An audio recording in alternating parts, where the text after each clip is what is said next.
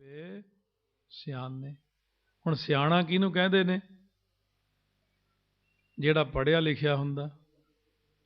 ਬੜੇ ਬੜੇ ਸਿਆਣੇ। ਰਾਵਣ ਥੋੜਾ ਸਿਆਣਾ ਸੀ। ਵੇਦ ਨੂੰ ਕੋਈ ਪੜ੍ਹ ਨਹੀਂ ਸਕਦਾ। ਸੰਸਕ੍ਰਿਤ ਪੜ੍ਹਨੀ ਬਹੁਤ ਔਖੀ ਹੈ। 4 ਵੇਦਾਂ ਦਾ ਟੀਕਾ ਕਰਨਾ, ਸਟੀਕ ਟਰਾਂਸਲੇਸ਼ਨ ਕਰ ਦੇਣੀ ਉਹਦੀ। ਪੰਡਿਤ ਵਿਦਵਾਨ ਸੀ, ਸਿਆਣਾ ਸੀ। ਮਰਨ ਲੱਗਿਆ ਤਾਂ ਰਾਮਚੰਦਰ ਜੀ ਕਹਿਣ ਲੱਗੇ, ਲਛਮਣ ਬਹੁਤ ਨੀਤੀਵੇਤਾ ਬੰਦਾ ਹੈ, ਜਾਂ ਰਾਜਨੀਤੀ ਸਿੱਖ ਲਾ ਮਰਦੇ ਮਰਦੇ ਵੀ ਤੂੰ।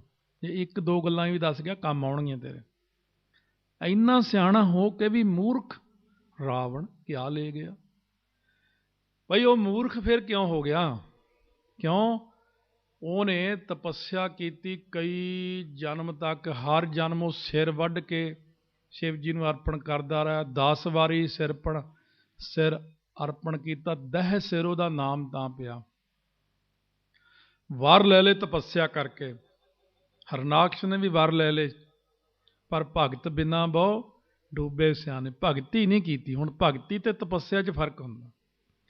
ਤਪੱਸਿਆ ਹੁੰਦੀ ਜੰਗਲਾਂ ਵਿੱਚ ਜਾ ਕੇ, ਪੁੱਠੇ ਲਟਕ ਕੇ, ਕਲਾਦੇ ਭਾਰ ਖੜ ਕੇ, ਭੁੱਖੇ ਰਹਿ ਕੇ, 12 ਸਾਲ ਪਾਣੀ 'ਚ ਖੜ ਕੇ, 12 ਸਾਲ ਮੌਨ ਵਰਤ ਰੱਖ ਕੇ, ਇਹਨੂੰ ਕਹਿੰਦੇ ਤਪੱਸਿਆ ਕੀਤੀ। ਬਹੁਤ ਭਾਰੀ ਤਪੱਸਿਆ ਕੀਤੀ ਇਹਨੇ, ਪਰ ਭਗਤੀ ਨਹੀਂ ਕੀਤੀ। ਆ ਜਿਹੜੇ ਇਹਨਾਂ ਦੇਸ਼ਾਂ 'ਚ ਲੋਕ ਨੇ, ਇਹਨਾਂ ਨੇ ਪਿਛਲੇ ਜਨਮ 'ਚ ਕੀ ਇਹੋ ਜਿਹਾ ਕਰਮ ਕੀਤਾ? ਇਹਨਾਂ ਨੇ ਤਪੱਸਿਆ ਜ਼ਿਆਦਾ ਕੀਤੀ, ਭਗਤੀ ਨਹੀਂ। ਤਪੱਸਿਆ ਕਰਨ ਵਾਲੇ ਨੂੰ ਭੋਗ ਪਦਾਰਥ ਬਹੁਤ ਮਿਲ ਜਾਂਦੇ, ਖਾਣ ਪੀਣ, ਕੱਪੜੇ ਲੀੜੇ, ਹੋਰ ਸਭ ਕੁਝ ਮਿਲ ਸਕਦਾ। ਜਦੋਂ ਰਾਏ ਬਲਾਰ ਜੀ ਨੇ ਬਾਬਾ ਕਲਿਆਣ ਚੰਦ ਜੀ ਨੂੰ, ਇਹ ਹੁਣ ਭਾਈ ਵੀਰ ਸਿੰਘ ਨੇ ਲਿਖਿਆ ਗੁਰੂ ਨਾਨਕ ਚਮਤਕਾਰ 'ਚ, ਪਿਛਲੇ ਜਨਮ ਵਿੱਚ ਤਪੱਸਿਆ ਜਦੋਂ ਕਰਦੇ ਹੁੰਦੇ ਸੀ ਇਕੱਠੇ, ਇਹ ਤਾਈਓ ਗੁਰੂ ਨਾਨਕ ਸਾਹਿਬ ਨਾਲ ਪਿਆਰ ਸੀ ਰਾਏ ਬਲਾਰ ਜੀ ਦਾ। ਇਹ ਬਾਬਾ ਕਲਿਆਣ ਚੰਦ ਜੀ ਦੇ ਪਿਛਲੇ ਜਨਮ ਦੇ ਵਿੱਚ ਗੁਰੂ ਸੀਗੇ ਭਗਤੀ ਦੇ। ਤਪੱਸਿਆ ਪਹਿਲਾਂ ਬਹੁਤ ਕੀਤੀ, ਪ੍ਰਕਾਸ਼ ਹੋ ਗਿਆ। ਕਹਿੰਦੇ ਮੰਗ ਕੀ ਮੰਗਦਾ? ਕਹਿੰਦੇ ਮੇਰੇ ਘਰ ਆਪ ਆਓ ਤੁਸੀਂ। ਕਹਿੰਦੇ ਇਹ ਮੰਗਿਆ ਕਿ ਸੋਝੀ ਰਹੇ ਮੈਨੂੰ ਤੁਹਾਡੀ। ਕਹਿੰਦੇ ਉਹ ਤਾਂ ਮੈਂ ਮੰਗਿਆ ਹੀ ਨਹੀਂ।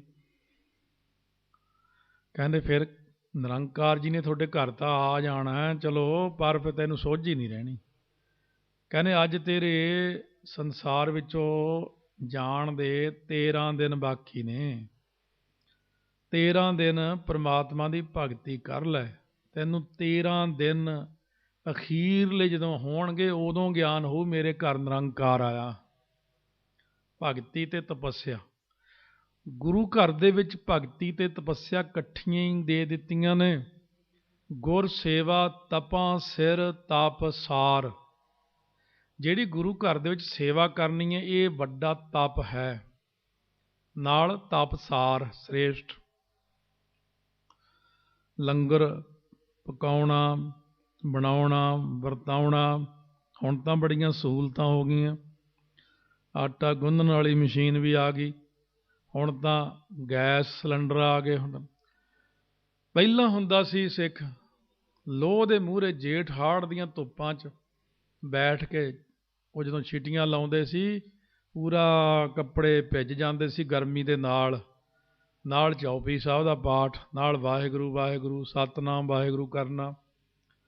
ਇਹ 2 ਚੀਜ਼ਾਂ ਨੂੰ ਮਹਾਰਾਜ ਨੇ ਇਕੱਤਰ ਕੀਤਾ ਇੱਕ ਥਾਂ ਦੇ ਉੱਤੇ, ਸੇਵਾ ਅਤੇ ਸਿਮਰਨ। ਇਹ 2 ਇਕੱਠੇ ਕਰ। ਰਿਸ਼ੀ ਮੁਨੀ ਜਿਹੜੇ ਸੀ, ਸਿੱਧ ਲੋਕ ਸੀ, ਇਹ ਜੰਗਲਾਂ ਵਿੱਚ ਜਾ ਕੇ ਸਮਾਧੀਆਂ ਲਾ ਕੇ ਬੈਠੇ ਰਹਿੰਦੇ ਸੀ, ਸਵਾਸ ਉੱਪਰ ਚੜ੍ਹਾ ਕੇ ਬੈਠੇ ਰਹਿਣਾ। ਪਰ ਉਹਨਾਂ ਨੂੰ ਸੰਗਤ ਨਾ ਮਿਲੀ, ਉਹਨਾਂ ਨੂੰ ਸੇਵਾ ਨਾ ਮਿਲੀ, ਉਹਨਾਂ ਨੂੰ ਪੂਰਨ ਗੁਰੂ ਨਾ ਮਿਲਿਆ। ਪਰ ਮਿਲਿਆ ਕਦੋਂ? ਸਤਿਗੁਰੂ ਨਾਨਕ ਪ੍ਰਗਟਿਆ। ਜਦੋਂ ਗੁਰੂ ਨਾਨਕ ਸਾਹਿਬ ਪ੍ਰਗਟੇ, ਗੁਰੂ ਨਾਨਕ ਸਾਹਿਬ ਨੇ 4 ਉਦਾਸੀਆਂ ਕੀਤੀਆਂ। 4 ਉਦਾਸੀਆਂ 'ਚ ਅਲੱਗ-ਅਲੱਗ ਧਰਮਾਂ ਨੂੰ ਉਪਦੇਸ਼ ਦਿੱਤਾ ਜਾ ਕੇ। ਗੁਰੂ ਨਾਨਕ ਸਾਹਿਬ ਨੇ ਸਾਰਿਆਂ ਨੂੰ ਸਿੱਧੇ ਮਾਰਗ 'ਤੇ ਪਾਇਆ। ਭਗਤੀ ਦੇ ਮਾਰਗ ਉੱਤੇ ਚੱਲਣਾ ਬਹੁਤ ਜ਼ਰੂਰੀ ਹੈ। ਭਗਤੀ ਹੀ ਸਾਰਿਆਂ ਨਾਲੋਂ ਸ਼੍ਰੋਮਣੀ ਹੈ। 10ਵੇਂ ਪਾਤਸ਼ਾਹ ਦੀ ਇਹ ਗੱਲ ਹੀ ਨਹੀਂ ਕਰਦੇ ਬਈ। ਪਹਿਲਾਂ ਉਹਨਾਂ ਨੇ ਕੀ ਕੀਤਾ ਹੈ?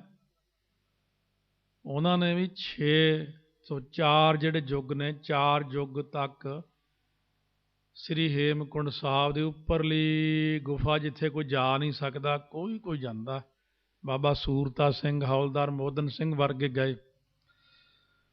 84 ਦੇ ਦੰਗਿਆਂ 'ਚ ਬਾਬਾ ਸੂਰਤਾ ਸਿੰਘ ਜੀ ਰਿਸ਼ੀਕੇਸ਼ ਲੜਦੇ ਲੜਦੇ ਚੜ੍ਹਾਈ ਕਰ ਗਏ ਸੀ। ਉਹਨਾਂ ਨਾਲ ਸਾਡੀ ਮੁਲਾਕਾਤ 1976 ਤੇ 77 'ਚ 2 ਵਾਰੀ ਹੋਈ। ਨਾਲ ਸੀ ਬਾਬਾ ਜਰਨੈਲ ਸਿੰਘ ਜੀ ਖਾਲਸਾ, ਉਦੋਂ ਵਿਦਿਆਰਥੀ ਸੀਗੇ ਉਹ। ਉਦੋਂ ਅਸੀਂ ਦਰਸ਼ਨਾਂ ਨੂੰ ਗਏ ਸੀ। ਚਿਹਰਾ ਲਾਲ ਸੁਰਖ ਕੋਲ ਬਹਿ ਕੇ ਅਸੀਂ ਉਹਨਾਂ ਨੂੰ ਸਾਰਾ ਪੁੱਛਿਆ ਵੀ ਉਹ ਥਾਂ ਕਿਵੇਂ ਲੱਭਿਆ, ਕਿਵੇਂ। ਉਹ ਕਹਿੰਦੇ ਪਹਿਲੀ ਵਾਰ ਜਦੋਂ ਗਿਆ ਦਾਸ, ਛੋਲੇ ਕਾਫੀ ਭੁੰਨੇ ਹੋਏ ਤੇ ਗੁੜ ਲੈ ਗਏ ਸੀ ਨਾਲ। ਰੋਟੀ ਤਾਂ ਮਿਲਦੀ ਨਹੀਂ। ਜੰਗਲਾਂ ਦੀਆਂ ਲੱਕੜਾਂ ਨੂੰ ਕੱਟ ਕੱਟ ਕੇ ਰਸਤਾ ਬਣਾਇਆ ਪਹਿਲਾਂ। ਉੱਥੇ ਜਦੋਂ ਗਏ ਕਹਿੰਦੇ ਮੈਂ ਉਹ ਗੁਫਾ ਲੱਭ ਲਈ। ਜੋ ਗੁਫਾ ਲੱਭੀ ਉਹਦੇ ਵਿੱਚ ਇੱਕ ਸ਼ਿਲਾ ਹੈ, ਉਹਦੇ ਪਿੱਛੋਂ ਪਾਣੀ ਜਾਂਦਾ, ਪਿੱਛੇ ਨਾਲ ਨਾਲ ਥੋੜ੍ਹਾ ਜਿਹਾ ਪਾਣੀ ਪੀਣ ਨੂੰ, ਇਸ਼ਨਾਨ ਨੂੰ, ਉੱਥੇ ਹੀ ਸੀ ਉਹ ਸਾਰਾ ਕੁਛ। ਕਹਿੰਦੇ ਮੇਰੇ ਮਨ 'ਚ ਬੜਾ ਚਾਅ ਆਇਆ ਕਿ ਪਾਤਸ਼ਾਹ ਇੱਥੇ ਬੈਠੇ ਹੋਣੇ। ਬੰਦਗੀ ਵਾਲਿਆਂ 'ਤੇ ਕਿਰਪਾ ਹੁੰਦੀ, ਸਾਰਿਆਂ 'ਤੇ ਨਹੀਂ ਹੁੰਦੀ ਇਹ। ਕਹਿੰਦੇ ਮੇਰੇ ਕੋਲ ਸੁੱਚਾ ਬਸਤਰ ਸੀ, ਮੈਂ ਉਹ ਪਾਣੀ ਵਿੱਚ ਗਿੱਲਾ ਕਰਕੇ, ਕਹਿੰਦੇ ਜਦੋਂ ਥੜੇ ਦੇ ਉੱਤੇ ਐ ਮਾਰ ਕੇ ਸਾਫ਼ ਕੀਤਾ, ਕਹਿੰਦੇ ਮੈਂ ਇੱਕਦਮ ਜੁੜ ਗਿਆ। ਬਸ ਮੈਨੂੰ ਤਾਂ ਕਹਿੰਦੇ ਕਿੰਨੇ ਘੰਟੇ ਨੇ, 48 ਘੰਟੇ ਕਿ 24 ਘੰਟੇ ਸਮਾਧੀ ਲੱਗੀ ਰਹੀ। 10ਵੇਂ ਪਾਤਸ਼ਾਹ ਉਹਦੇ ਉੱਤੇ ਬੈਠੇ, ਉਹ ਪੁਰਾਣੇ ਰੂਪ 'ਚ ਮੈਨੂੰ ਦਿਖੇ। ਕਹਿੰਦੇ ਸਮਾਧੀ ਲੱਗੀ ਰਹੀ, ਅੱਖਾਂ ਖੁੱਲੀਆਂ ਹੌਲੀ ਹੌਲੀ, ਮਹਾਰਾਜ ਨੇ ਦਰਸ਼ਨ ਦਿੱਤੇ। ਨਿਸ਼ਾਨ ਸਾਹਿਬ ਦਿਖਾਇਆ, ਕਹਿੰਦੇ ਐਦਾਂ ਦਾ ਨਿਸ਼ਾਨ ਸਾਹਿਬ ਉੱਥੇ ਥੱਲੇ ਲਾਉਣਾ ਸਰੋਵਰ 'ਤੇ। ਉਹਦਾ ਇੱਕ ਪਹਿਲਾਂ ਪੌੜੀ ਜੀ ਵਾਲਾ ਨਿਸ਼ਾਨ ਸਾਹਿਬ ਹੁੰਦਾ ਸੀ, ਪੌੜੀ ਬਣੀ, ਉਹ ਮਹਾਰਾਜ ਨੇ ਦਿਖਾਇਆ। ਨਕਸ਼ਾ ਹੌਲਦਾਰ ਮੋਹਦਨ ਸਿੰਘ ਨਕਸ਼ਾ ਬਣਾਉਂਦਾ ਨਹੀਂ ਬਣਦਾ। ਮੇਜ਼ 'ਤੇ ਸਿਰ ਸੁੱਟ ਕੇ ਸੌਂ ਗਿਆ। ਸੁਪਨੇ 'ਚ ਪਾਤਸ਼ਾਹ ਆਉਂਦੇ ਨੇ, ਕਹਿੰਦੇ ਇੱਦਾਂ ਬਣਾਉਣਾ। ਸਾਰਾ ਨਕਸ਼ਾ ਬਣਾ ਕੇ ਦੇ ਗਏ ਪਾਤਸ਼ਾਹ। ਸ੍ਰੀ ਅਨੰਦਪੁਰ ਸਾਹਿਬ ਦਾ ਨਕਸ਼ਾ 10ਵੇਂ ਪਾਤਸ਼ਾਹ ਨੇ ਬਣਾਇਆ ਹੋਇਆ।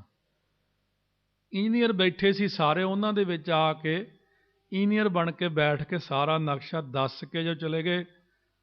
ਉਦੋਂ ਇੱਕ ਸਿੰਘ ਇੰਜੀਨੀਅਰ ਹੀ ਬੜੀ ਕਿਰਪਾ ਵਾਲਾ ਵਿੱਚ ਬੈਠਾ ਸੀ। ਉਹਨੇ ਫਿਰ ਬਾਅਦ 'ਚ ਕਿੰਨੇ ਸਾਲਾਂ ਬਾਅਦ ਇਹ ਮਹਾਰਾਜ ਨੇ ਬਣਾਇਆ ਸੀ। ਪਾਤਸ਼ਾਹ ਆਪਣੇ ਕੰਮ ਆਪ ਕਰਦੇ ਨੇ। ਉਹ ਬਚਨ ਸੱਤ ਕਰਦੇ ਨੇ ਕਿ ਸੰਤਾਂ ਕੇ ਕਾਰਜ ਆਪ ਖਲੋਇਆ, ਹਰ ਕੰਮ ਕਰਾਵਣ ਆਇਆ ਰਾਮ। ਹੁਣ ਵੀ ਆ ਜਿੰਨਾ ਕੁਛ ਹੈ ਇਹ ਠੀਕ ਹੈ ਕਿ ਆਪਣੇ ਅੰਦਰ ਅਗਿਆਨਤਾ ਕਰਕੇ ਆਪਾਂ ਕਹਿੰਦੇ ਆ ਕਿ ਮੈਂ ਕੀਤਾ। ਤੁਸੀਂ ਇਹ ਚੱਕਰਾਂ 'ਚ ਨਾ ਪਾਓ, ਤੁਸੀਂ ਕੁਛ ਨਹੀਂ ਕੀਤਾ ਹੈ। ਇੱਥੇ ਜੋ ਕੁਛ ਕੀਤਾ ਸਤਿਗੁਰਾਂ ਨੇ ਕੀਤਾ, ਮਹਾਰਾਜ ਕਰਦੇ ਨੇ। ਜੋਤ ਉਹਨਾਂ ਦੀ ਸਾਡੇ ਅੰਦਰ ਹੈ, ਕਨੈਕਸ਼ਨ ਕਰਕੇ ਇੱਥੇ ਅੰਦਰ ਪ੍ਰੇਰਨਾ ਦਾ ਚੱਕਰ ਚਲਾ, ਇੱਦਾਂ ਕਰ ਲਾ, ਸਾਰਾ ਰਾਹ ਤਾਂ ਆਪੇ ਦਿਖਾਈ ਜਾਂਦੇ ਹੁੰਦੇ। ਜੇ ਉਹ ਉਸ ਰਸਤੇ ਨੂੰ ਅੰਦਰੋਂ ਕੱਟ ਕਰ ਦੇਣ ਵੀ ਇਹਨੂੰ ਵਡਿਆਈ ਨਹੀਂ ਦੇਣੀ, ਉਦੋਂ ਦਿਖਾਉਂਦੇ ਹੀ ਨਹੀਂ ਕੁਛ, ਉਹਨੂੰ ਸੁਝਦਾ ਹੀ ਨਹੀਂ। ਤਾਂ ਪਾਤਸ਼ਾਹ ਨੇ ਸਾਨੂੰ ਰਸਤਾ ਦਿਖਾਉਣਾ। ਸੁਣ ਅੰਧਾ ਕੈਸੇ ਮਾਰਗ ਪਾਵੈ, ਕਰ ਗਹਿ ਲੇਹੋ ਓੜ ਨਿਭਾਵੈ। ਅੰਨਿਆਂ ਨੂੰ ਸਾਨੂੰ ਮਹਾਰਾਜ ਕੋਈ ਗਿਆਨ ਨਹੀਂ। ਹਮ ਅੰਧਲੇ ਅੰਧ ਬਿਖੈ ਬਿਖ ਰਾਤੇ, ਕਿਉਂ ਚੱਲ ਹੈ ਗੁਰ ਚਾਲੀ, ਸਤਿਗੁਰ ਦਇਆ ਕਰੇ ਸੁਖ ਦਾਤਾ। ਹਮ ਲਾਵੈ ਆਪਨ ਪਾਲੀ, ਗੁਰ ਸਿੱਖ ਮੀਤ ਚਲੋ ਗੁਰ ਚਾਲੀ। ਗੁਰਬਾਣੀ ਨੂੰ ਜੇ ਅਰਥ ਸਮਝਣੇ ਤਾਂ ਹੌਲੀ ਪੜ੍ਹ ਲਓ, ਕਿਉਂਕਿ ਇਹ ਇੱਕ ਨਾ ਪਹਿਲਾਂ ਹੁੰਦੀ ਸੀ ਕਿ ਜਿਹੜੇ ਆਫੀਸਰਾਂ ਦੇ ਸਟੈਨੋ ਲੱਗਦੇ ਸੀ, ਉਹਨਾਂ ਦੀ ਇੱਕ ਛੋਟੀ ਜਿਹੀ ਬੁੱਕ ਲਈ ਹੁੰਦੀ ਕੋਲੇ, ਤੇ ਉਹ ਪੈਨਸਲ ਨਾਲ ਫਟਾਫਟ ਲਿਖ ਜਾਂਦੇ ਸੀਗੇ। ਕੋਡ ਵਰਡ ਜੇ ਹੁੰਦੇ ਨੇ, ਉਹ ਸਟੈਨੋ ਬਣਦੇ ਨੇ। ਉਹ ਇੱਕ ਅੱਖਰ 'ਚ ਹੀ ਕਈ ਕੁਛ ਆ ਜਾਂਦਾ ਸੀ, ਭਾਸ਼ਾ ਐਸੀ। ਅੱਜ ਜਦ ਅਸੀਂ ਕਥਾ ਸਿੱਖਦੇ ਸੀ, ਐਂ ਸਾਹਮਣੇ ਚਾਦਰ ਵਿਛਾ ਕੇ, ਪੋਥੀਆਂ ਰੱਖ ਕੇ, ਮਹਾਂਪੁਰਖਾਂ ਤਾਬਿਆ ਬਹਿ ਕਥਾ ਕਰਨੀ। ਹੁਣ ਇੰਨੀ ਕਥਾ ਉਹ ਕਰਦੇ, ਅਸੀਂ ਲਿਖਣੀ ਬੜੀ ਔਖੀ। ਅਸੀਂ ਪਹਿਲੇ ਪੇਜ 'ਤੇ ਕੋਡ ਵਰਡ ਬਣਾਤੇ। ਕਿੱਦਾਂ? ਜਿਵੇਂ ਉਹਨਾਂ ਨੇ ਕਿਹਾ ਕਾਮ ਕ੍ਰੋਧ ਲੋਭ ਮੋਹ ਹੰਕਾਰ, ਮੈਂ 5 ਲਿਖ ਕੇ ਉੱਤੇ ਇੱਕ ਲਾਂ ਲਾ ਦੇਣੀ, ਪੰਜੇ, ਬਸ ਫਟਾਫਟ 5 ਦੇ ਉੱਤੇ ਲਾਂ ਮਾਰ ਦੇਣੀ। ਪਰਮੇਸ਼ਰ ਬੋਲਿਆ ਤਾਂ ਗੋਲ ਦਾਇਰਾ, ਜੇ ਉਹਨਾਂ ਨੇ ਬੋਲਿਆ ਸਤਿਗੁਰ ਤਾਂ ਗੋਲ ਦਾਇਰੇ 'ਚ ਬਿੰਦੀ, ਜੇ ਉਹਨਾਂ ਨੇ ਬੋਲਿਆ ਬ੍ਰਹਮ ਗਿਆਨੀ ਤਾਂ ਗੋਲ ਦਾਇਰੇ 'ਚ ਗੋਲ ਦਾਇਰਾ ਛੋਟਾ ਇੱਕ ਹੋਰ। ਇੱਦਾਂ ਦੇ ਕੋਡ ਵਰਡ ਬਣਾ ਲਏ ਵੀ ਕਥਾ ਲਿਖਣੀ ਸਾਡੇ ਲਈ ਬਹੁਤ ਸੌਖੀ, ਫਟਾਫਟ ਲਿਖੀ ਜਾਣੀ ਅਤੇ ਮੈਨੂੰ ਸਮਝ ਹਾਂ ਵੀ ਮੈਂ ਚੀਜ਼ ਲਿਖੀ ਹੈ। ਗੁਰਬਾਣੀ ਦੇ ਅੰਦਰ ਐਸੇ ਮਹਾਰਾਜ ਨੇ ਬਚਨ ਕੀਤੇ, ਕਿਸੇ ਮਹਾਤਮਾ ਨਿਰਮਲੇ ਸੰਤਾਂ ਨੇ, कहने जैसे केले के पात पात में पात है, तैसे गुरु नानक की बात बात में बात है। केला कदे तुसीं देखिया होना, ਇੱਥੇ ਵੀ ਕਈ ਥਾਈਂ ਬਾਗ ਹੈ ਕੇਲਿਆਂ ਦੇ, ਉਹਦੇ ਪੱਤਾ ਇੱਕ ਲਾਹੋ, ਦੂਜਾ ਲਾਹੋ, ਤੇ ਉਹ ਪੱਤਾ ਨਿਕਲਦੇ ਆਉਂਦੇ ਨੇ, ਨਿਕਲਦੇ ਹੀ ਆਉਂਦੇ ਪੱਤੇ। ਤੇ जैसे केले के पात पात में पात है, तैसे गुरु नानक की बात बात में बात है। ਅਸੀਂ ਇੱਕ ਅਰਥ ਕਰਦੇ ਹੁਣ ਗੁਰਬਾਣੀ ਹੈ, ਗੁਰਬਾਣੀ ਦੀ ਕਥਾ ਜਿਹੜੀ ਆਪਾਂ ਕਰਦੇ ਹਾਂ, ਗੁਰਬਾਣੀ ਪੜ੍ਹਦੇ ਹਾਂ, ਗੁਰਬਾਣੀ ਦੀ ਕਥਾ ਛੋਟਾ ਜਿਹਾ ਬੱਚਾ ਵੀ ਸਮਝ ਸਕਦਾ, ਉਹਨੂੰ ਉਹਦੇ ਢੰਗ ਨਾਲ ਉਹਦੀ ਸਮਝ ਆ ਜਾਣੀ ਆ। ਉਸ ਤੋਂ ਉੱਪਰਲੀ ਅਵਸਥਾ ਵਾਲਾ ਵੀ ਸਮਝ ਸਕਦਾ। ਕਹਿਣ ਤੋਂ ਭਾਵ ਇੱਥੇ ਨਰਸਰੀ ਤੋਂ ਲੈ ਕੇ PhD ਤੋਂ ਉੱਤੇ ਤੱਕ ਦੀ ਅਵਸਥਾ ਵਾਲਾ ਸਾਂਝਾ ਹੀ ਬੈਠ ਜੇ ਤਾਂ ਉਹ ਗੁਰਬਾਣੀ ਨੂੰ ਸਮਝ ਸਕਦਾ। ਸਧਾਰਨ ਵਿਅਕਤੀ ਨੇ ਹੁਕਮਨਾਮਾ ਸੁਣਿਆ, ਗੁਰ ਪੂਰਾ ਭੇਟਿਓ ਵਡਭਾਗੀ ਮਨਹਿ ਭਇਆ ਪ੍ਰਗਾਸਾ। ਹੁਣ ਸਧਾਰਨ ਵਿਅਕਤੀ ਕਹਿੰਦਾ ਜਦੋਂ ਪੂਰੇ ਗੁਰੂ ਮਿਲੇ ਤਾਂ ਮੈਨੂੰ ਗਿਆਨ ਹੋ ਗਿਆ ਹੁਕਮਨਾਮੇ ਰਾਹੀਂ, ਪਰ ਉਹਨੇ ਸਰੀਰ ਕਰਕੇ ਸੋਚਿਆ। ਇੱਕ ਅੰਤਰੀਵ ਗਿਆਨਵਾਨ ਬੈਠਾ, ਗੁਰ ਪੂਰਾ ਜਦੋਂ ਅੰਦਰੋਂ ਭੇਟਿਆ, ਜਦੋਂ ਅੰਦਰੋਂ ਮਿਲਿਆ, ਵਡਭਾਗੀ ਮਨਹਿ ਭਇਆ ਪ੍ਰਗਾਸਾ, ਉਹਦੇ ਅੰਦਰ ਸੱਚਮੁੱਚ ਪ੍ਰਕਾਸ਼ ਹੋ ਗਿਆ। ਆਪਾਂ ਜਿੱਥੇ ਕਿ ਦੀ ਅਵਸਥਾ ਦੀ ਗੱਲ ਕਰਦੇ ਹਾਂ, ਗੁਰਬਾਣੀ ਦੀ ਅਵਸਥਾ ਉਸੇ ਪ੍ਰਕਾਰ ਆਪਾਂ ਨੂੰ ਬਖਸ਼ਿਸ਼ ਕਰਦੀ, ਸੋਝੀ ਪਾ ਦਿੰਦੀ। ਕਈ ਮਹਾਤਮਾ ਦੀ ਕਥਾ ਹੈ, ਜਿਵੇਂ ਸਿੱਖ ਚੈਨਲ ਵਾਲਿਆਂ ਨੇ UK 'ਚ ਮੈਨੂੰ ਕੁਐਸਚਨ ਕੀਤਾ, ਕਹਿੰਦੇ ਪਹਿਲਾਂ ਵੀ ਕਥਾ ਭਰੀ ਸੀ ਬਾਬਾ ਗੁਰਬਚਨ ਸਿੰਘ ਜੀ ਖਾਲਸਾ ਨੇ, ਫਿਰ ਤੁਸੀਂ ਵੀ ਭਰੀ ਹੈ, ਚਲੋ ਵਧੀਆ ਗੱਲ, ਉਹਦੇ 'ਚ ਅਤੇ ਇਹਦੇ 'ਚ ਕੀ ਫਰਕ ਹੈ? ਮੈਂ ਉਹ ਕਥਾ ਬਹੁਤ ਉੱਚੀ ਅਵਸਥਾ ਵਾਲਿਆਂ ਲਈ ਅਤੇ ਵਿਦਵਾਨਾਂ ਵਾਸਤੇ ਹੈ, ਮੈਂ ਭਰੀ ਨਿਆਣਿਆਂ ਲਈ, ਬੱਚੇ ਪਿੰਡਾਂ ਵਿੱਚ ਵੀ, ਅਨਪੜ੍ਹ ਤੋਂ ਅਨਪੜ੍ਹ ਵੀ ਬੰਦਾ ਜਿਹਨੂੰ ਨਾਮ ਹੀ ਸਮਝ ਲੱਗੇ, ਐਸੇ ਢੰਗ ਨਾਲ ਕਥਾ ਭਰੀ ਹੈ ਕਿ ਸਾਰੀ ਕੌਮ ਨੂੰ ਸਮਝ ਲੱਗੇ, ਦੇਸੀ ਬਚਨ ਕਰਕੇ, ਬਿਲਕੁਲ ਹੀ ਸਾਦੇ ਜੇ ਪਿੰਡਾਂ ਵਾਲੀਆਂ ਉਦਾਹਰਨਾਂ ਦੇ ਕੇ, ਤਾਂ ਕਿ ਸਮਝ ਲੱਗੇ। ਤਾਂ ਤੇ ਹੁਣ ਜਿਵੇਂ ਆਪਾਂ ਨੇ ਕਥਾ ਭਰੀ ਆਤਮਿਕ ਗਿਆਨ, ਅੱਜ ਵੀ ਸਿੰਘ ਕਹਿੰਦੇ ਸੀ ਬਈ ਉਹ ਹੋਰ ਥੋੜ੍ਹੀ ਸੌਖੀ ਨਹੀਂ ਕਰਦੇ, ਮੈਂ ਕਿਹਾ ਉਸ ਤੋਂ ਹੁਣ ਮੈਂ ਥੱਲੇ ਨਹੀਂ ਜਾ ਸਕਦਾ, ਇੰਨੀ ਸੌਖੀ ਭਰੀ ਹੋਈ ਆ ਉਹ, ਜੇ ਆਪਣੀ ਬੋਲੀ 'ਚ ਅਸੀਂ ਚੱਲ ਪਈਏ ਫਿਰ ਤੁਸੀਂ ਉਹਨੂੰ ਬੰਦ ਹੀ ਕਰ ਦੋਗੇ, ਸੁਣੋਗੇ ਹੀ ਨਹੀਂ। ਐਡੇ ਐਡੇ ਮਹਿੰਗੇ ਅੱਖਰ ਪਏ ਨੇ। ਇੰਗਲਿਸ਼ ਦੋ ਪ੍ਰਕਾਰ ਦੀ ਤੁਸੀਂ ਜਾਣਦੇ, ਬੱਚਿਆਂ ਵਾਲੀ ਹੋਰ ਹੁੰਦੀ ਅਤੇ ਹਾਈ ਕਲਾਸ ਇੰਗਲਿਸ਼ ਦੇ ਅੱਖਰ, ਚੀਜ਼ ਉਹੀ ਹੁੰਦੀ ਆ, ਉਹ ਜ਼ਿਆਦਾ ਔਖੀ ਹੁੰਦੀ। 8ਵੀਂ ਵਾਲਿਆਂ ਦੀ ਇੰਗਲਿਸ਼ ਹੋਰ ਹੈ, 10ਵੀਂ ਦੀ ਹੋਰ ਹੈ, MA ਵਾਲਿਆਂ ਦੀ ਹੋਰ ਹੈ। ਇਸੇ ਪ੍ਰਕਾਰ ਉਹ ਅੱਖਰ ਵੱਡੇ ਹੁੰਦੇ ਜਾਂਦੇ ਅਤੇ ਮਹਿੰਗੇ ਭਾਵ ਔਖੇ ਅੱਖਰ ਹੋ ਜਾਂਦੇ ਨੇ। ਇਸੇ ਤਰ੍ਹਾਂ ਹੀ ਗੁਰਬਾਣੀ ਦੇ ਵਿੱਚ ਵੀ ਸੁਖੈਨ ਜਿਹੜੀ ਗੱਲ ਆ ਜਿੱਦਾਂ ਅੱਜ ਆਪਣੇ ਨਾਲ ਵਰਤਦੀ ਆ, ਮੈਂ ਉਹੀ ਜਿਹੀ ਉਦਾਹਰਣ ਦੇਣ ਦੀ ਕੋਸ਼ਿਸ਼ ਕਰਦਾ। ਬਹੁਤੀ ਮਹਿੰਗੀ ਉਦਾਹਰਣ ਦੇਣ ਨਾਲ ਕਈ ਵਾਰ ਆਹ ਤਾਂ ਪੰਜਾਬ ਦੇ ਵਿੱਚ ਨਹੀਂ ਕੀ ਚੀਜ਼ਾਂ ਸਮਝ ਲੱਗਦੀਆਂ। ਜਾਂ ਭਾਈ ਹਰਵਿੰਦਰ ਸਿੰਘ ਨੇ ਸ਼ਬਦ ਪੜ੍ਹਿਆ, ਹਰ ਹਟ ਪੀ ਤੂੰ ਤੂੰ ਕਰਹਿ ਬੋਲ ਹੈ ਭਲੀ ਬਾਣ, ਜਦੋਂ ਇਹ ਸ਼ਬਦ ਪਹਿਲੀ ਵਾਰ ਰਿਕਾਰਡਿੰਗ ਹੋ ਕੇ ਬਾਜ਼ਾਰ 'ਚ ਕੈਸਟਾਂ ਚੱਲੀਆਂ, ਸੀੜੀਆਂ ਚੱਲੀਆਂ, ਬਾਜ਼ਾਰ ਗਏ ਪਟਿਆਲੇ ਤਾਂ 1 2 3 4 ਕਿੰਨੇ ਦੁਕਾਨਦਾਰ ਇਕੱਠੇ ਹੋਏ, ਕਹਿੰਦੇ ਭਾਈ ਸਾਹਿਬ ਇਹ ਜਿਹੜਾ ਹਰ ਹਟ ਪੀ ਤੂੰ ਤੂੰ ਕਰਹਿ ਇਹ ਕੀ ਹੁੰਦੀ ਹੈ? ਜਦ ਪੰਜਾਬ ਦੇ ਲੋਕਾਂ ਨੂੰ ਨਹੀਂ ਪਤਾ, ਫਿਰ ਇੱਥੇ ਜਿਹੜੇ ਨਿਆਣੇ ਜੰਮੇ ਇਹਨਾਂ ਨੂੰ ਤਾਂ ਪਤਾ ਹੀ ਨਹੀਂ ਹੋਣਾ ਹਰ ਹਟ ਪੀ ਤੂੰ ਤੂੰ ਕਰਹਿ।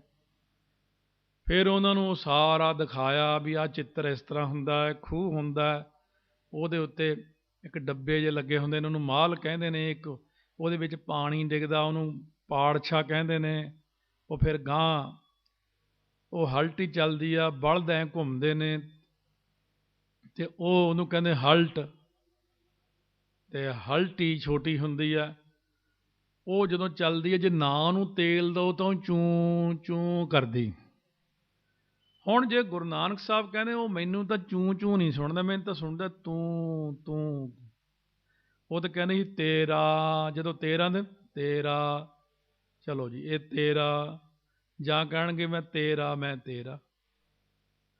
ਉਹ 13 ਤੇ ਆ ਕੇ ਮਹਾਰਾਜ 13 ਨੂੰ ਗਾਂਹ ਗਿਣਦੇ, ਤੇਰਾ ਚਲੋ ਤੇਰਾ ਸੁਰਤੀ ਜੁੜ ਜਾਂਦੀ।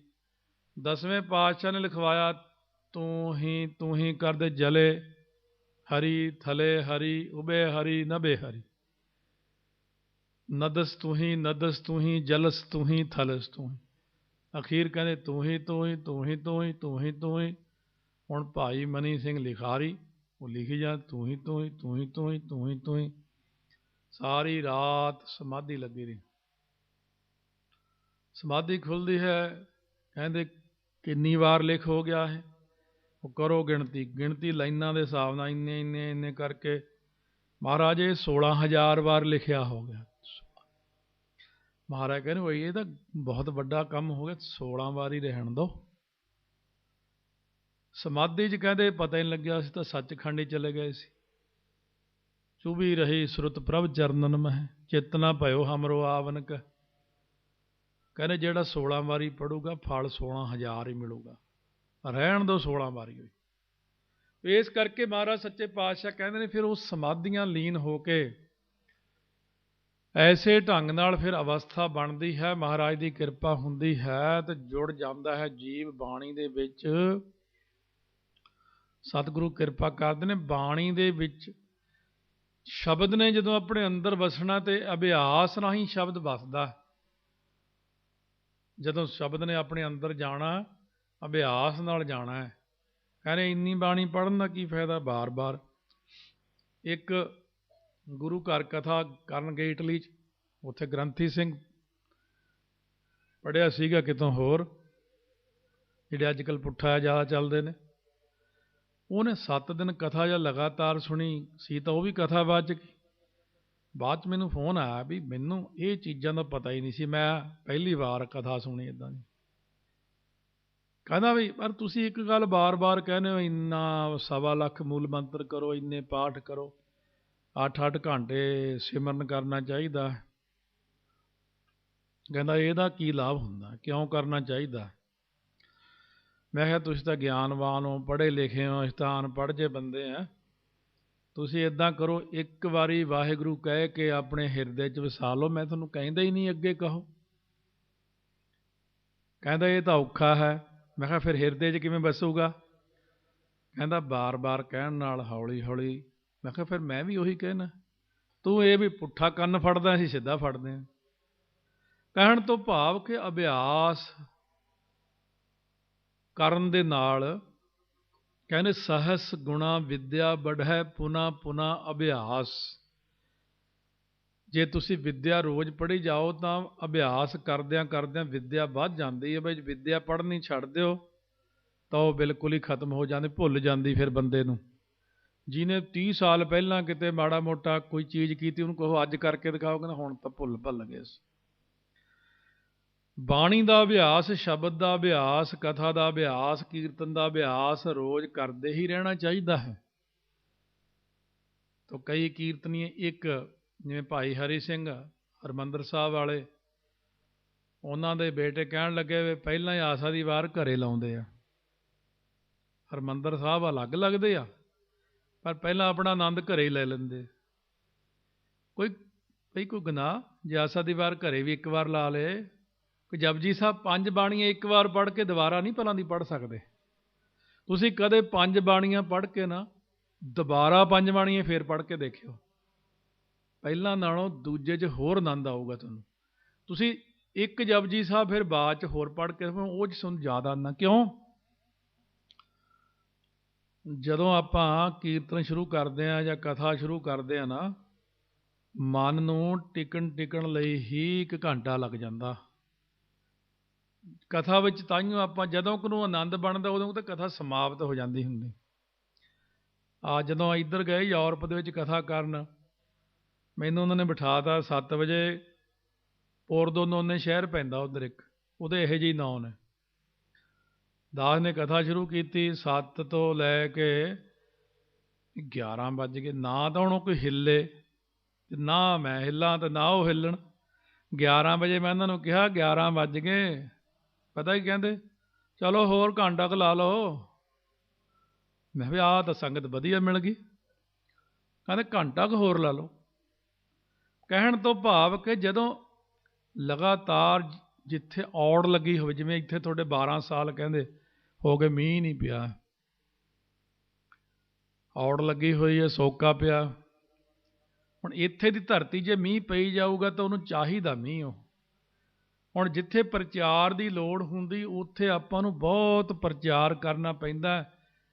ਇਹ ਪਹਿਲੀ ਵਾਰ ਇਤਿਹਾਸ ਵਿੱਚ ਮੇਰੇ ਨਾਲ, ਮੇਰੀ ਜ਼ਿੰਦਗੀ 'ਚ ਪਹਿਲੀ ਵਾਰ ਹੋਇਆ ਕਿ ਯੂਰਪ ਦੇ ਵਿੱਚ, ਇਟਲੀ ਦੇ ਵਿੱਚ, ਗਰੀਸ ਦੇ ਵਿੱਚ, ਸਪੇਨ ਦੇ ਵਿੱਚ ਇੰਨੀ ਕਥਾ ਹੋਈ।